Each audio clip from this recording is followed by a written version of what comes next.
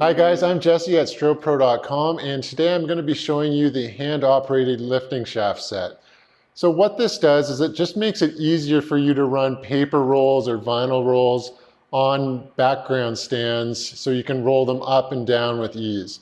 Now you can still do this without by just feeding the tube through a crossbar, but this just makes life much easier.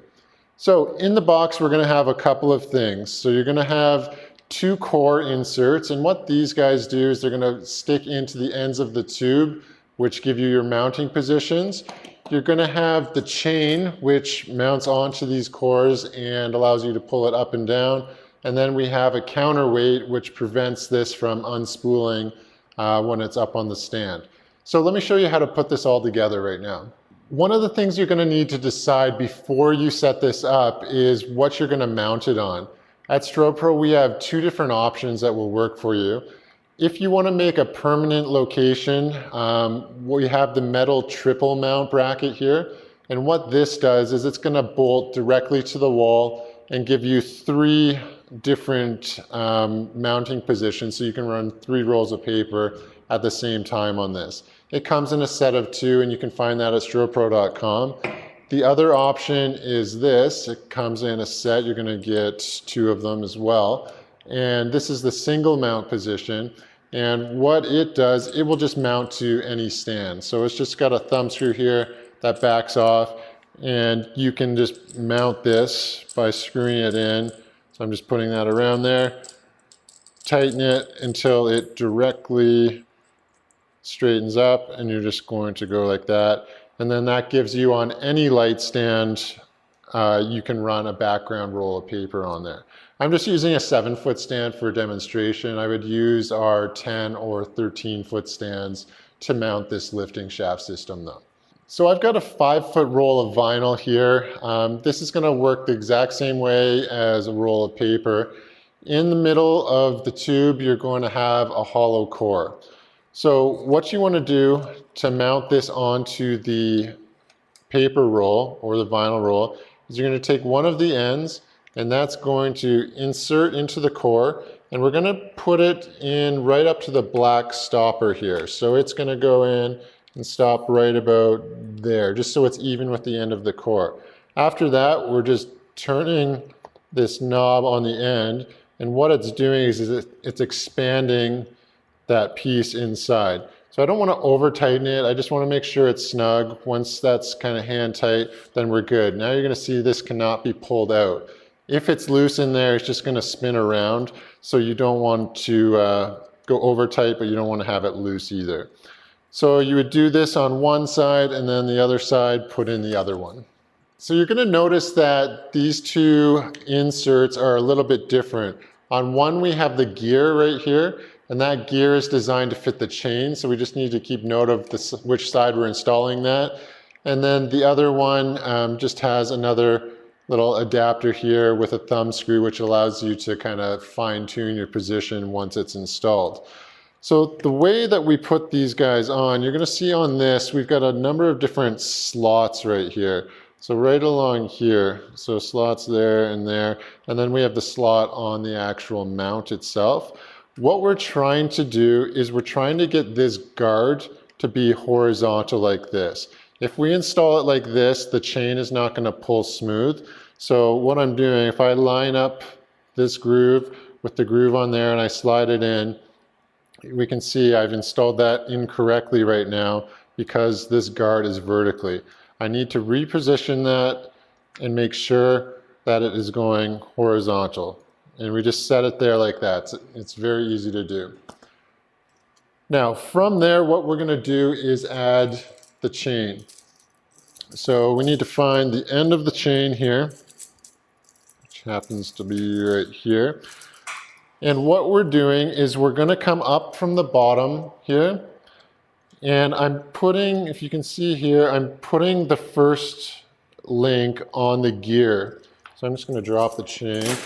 So the first link is going on the gear right there, and we're just going to turn it up so it goes around, and then it's grabbing more links and putting it down. And we're staying inside of this guard. Don't put this chain on the outside like that because it's not going to work properly. This goes inside, and you see now we've made the loop.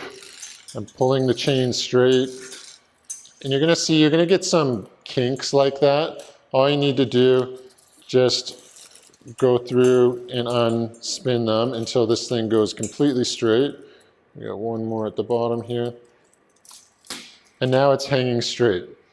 From there, what we're gonna do is take our counterweight, and it has grooves inside of it as well. So all I'm doing with this counterweight, we're just going to feed this guy right through here. So just the chain right through, very simple, and so it's hanging. So now I'm looking for the other end of my chain, and we'll just bring the other end up. And right here, we need to clip these guys back together. So these are a little bit tight, okay? So to put them together, you can see there's just a plastic and then another plastic side. We're just going, if you kind of twist it a little bit and then flex it on again to turn it off, I'm kind of giving it a turning motion in opposite directions to pop them out. So if you watch, I go like that, they pop out. Make sure it's in the groove and kind of twist one side on, and then, oops, one side and then the other side back on. So they are stiff, that is normal because you don't want them to come off. So basically this is installed now. We can put the core in one side, and then we're gonna put this guy in the other side. And this way it fits the exact same. There's only one position on this one. So to fit it in the groove, it's just going straight in, oops, straight in like that.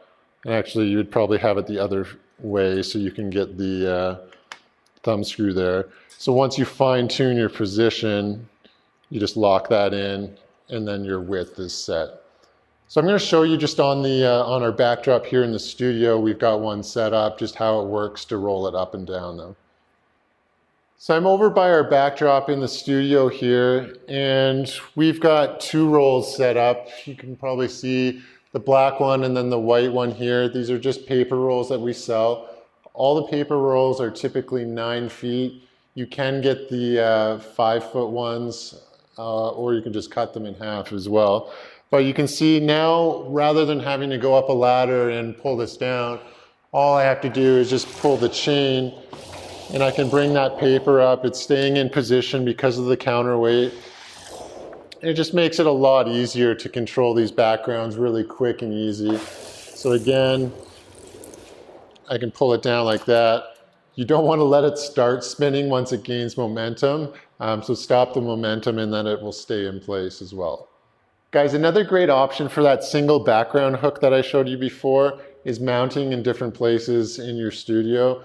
We have them on bars here, so we throw our soft boxes and just hang the speed rings directly on those. So it's super convenient because you can move them around if you're doing a bigger shoot or something, and you need a little bit more room. So just another use for those. That's really nice.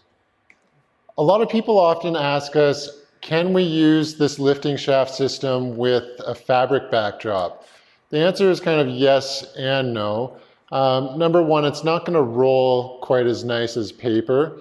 And the only way to get your fabric to work on this is to get some kind of a core, like a vinyl that I have here is spun on.